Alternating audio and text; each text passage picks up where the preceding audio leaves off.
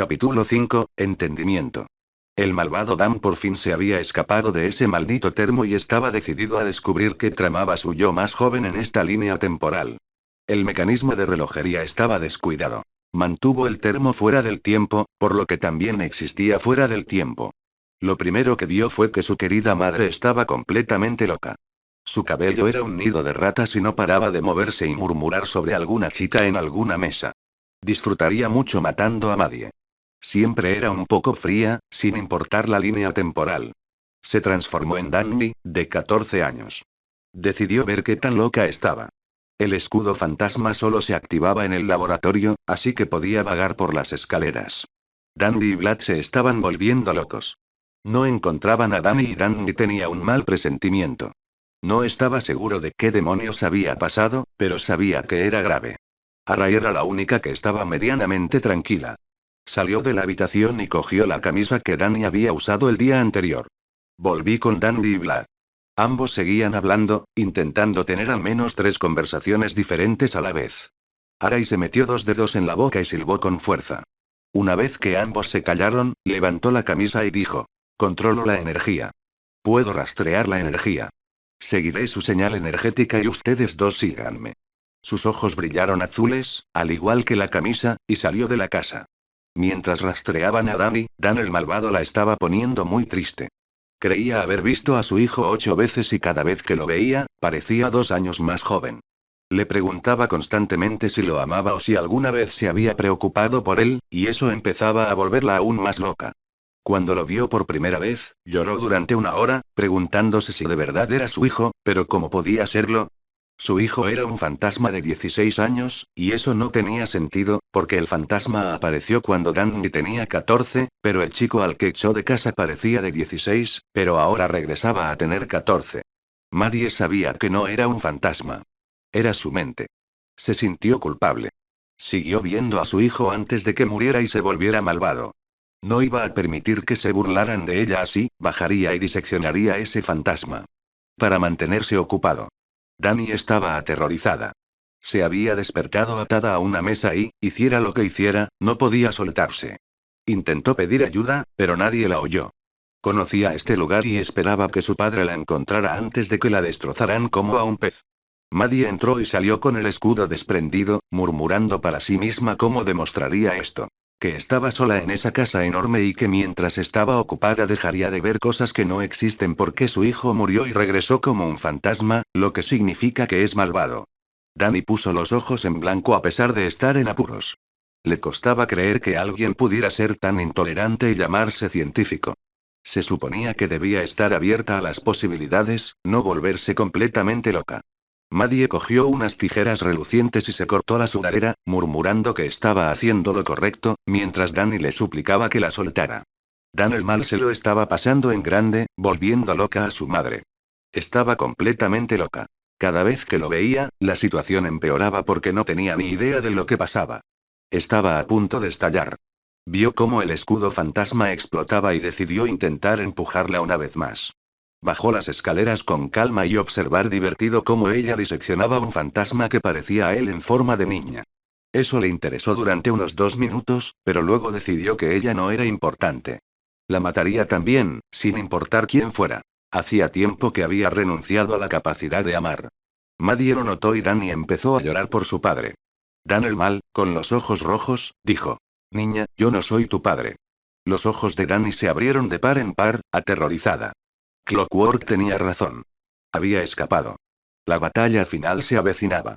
Danny recordó que, al salir de la torre, él le susurró al oído: te dije el papel que desempeñarás, pero entiende esto. Cuando llegue la batalla final, la muerte no se puede evitar. Una vez tomada la decisión, nadie puede cambiar el resultado. Lo sabrás cuando llegue la batalla final. Lo sentirás en tus entrañas.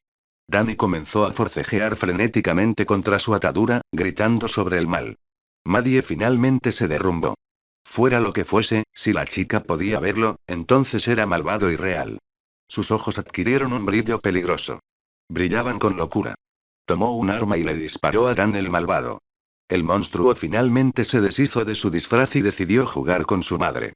Ella luchaba con todas sus fuerzas, él le permitió un golpe tras otro, mostrándole lo fuerte que era y que no podía ganar. La mesa a la que Danny estaba atada explotó y se rompió.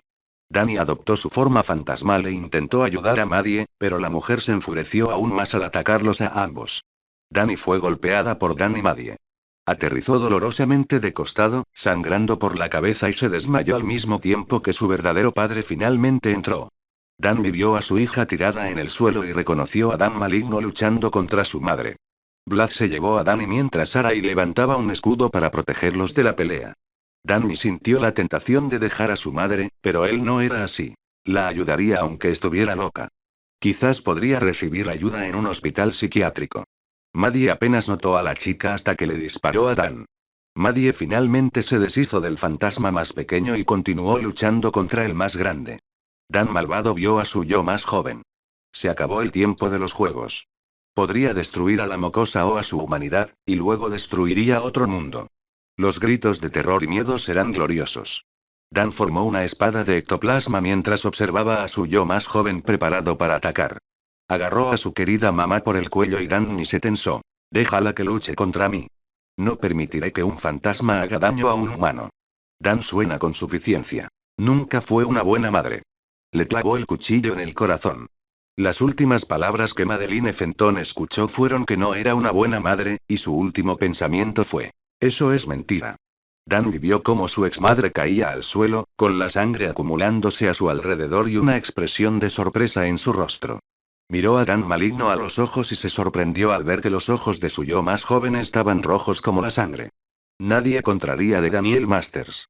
Dan maligno abrió los ojos de par en par y su yo más joven irradiaba una furia absoluta, pero eso era imposible. Nunca había sido tan poderoso a esa edad.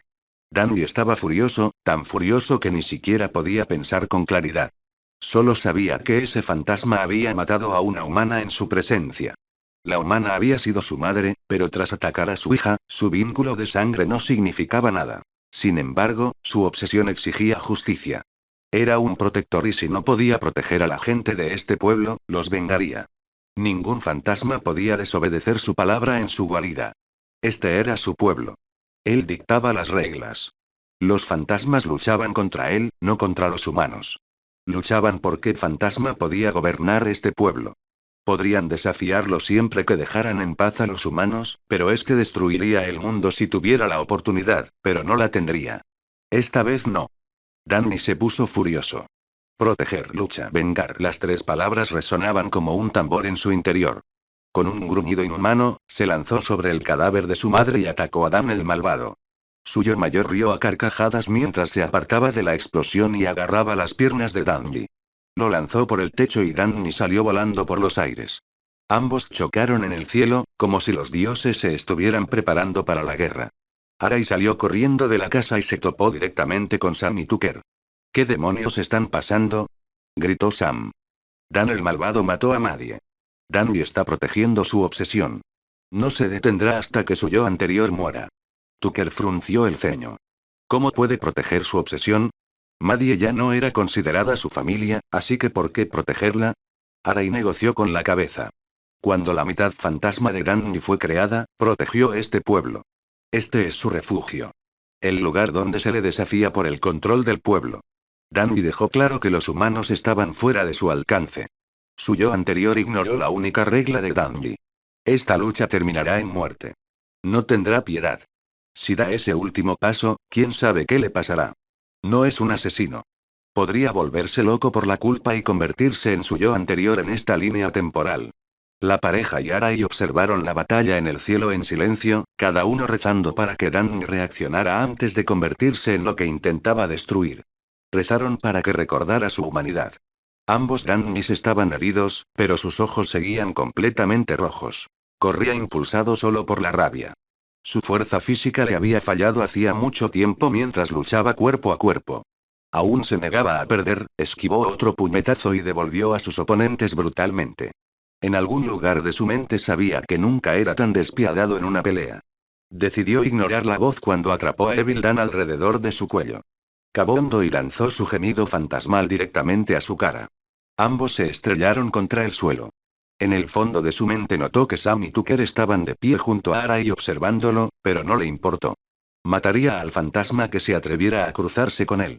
Danny colocó su mano en el pecho de Dan y la enroscó alrededor del núcleo del fantasma anciano, pero antes de que pudiera retirarla, escuchó a alguien gritar su nombre. ¡Alto! Gritó Arai, poniéndole una mano en el hombro. No eres un asesino. Tienes moral. Si lo matas, no eres mejor que él. No puedes matar a sangre fría. Está derrotado, Danny. Los ojos de Danny se volvieron verdes lentamente. Danny lo soltó y le dio la espalda de Dan. Empezó a buscar un termo para contenerlo. Dan vio su oportunidad. Su yo más joven aún estaba demasiado débil para matar, así que lo haría. Lanzó una ráfaga de energía a su espalda transformada que lo habría matado de no ser porque su novia la vio primero.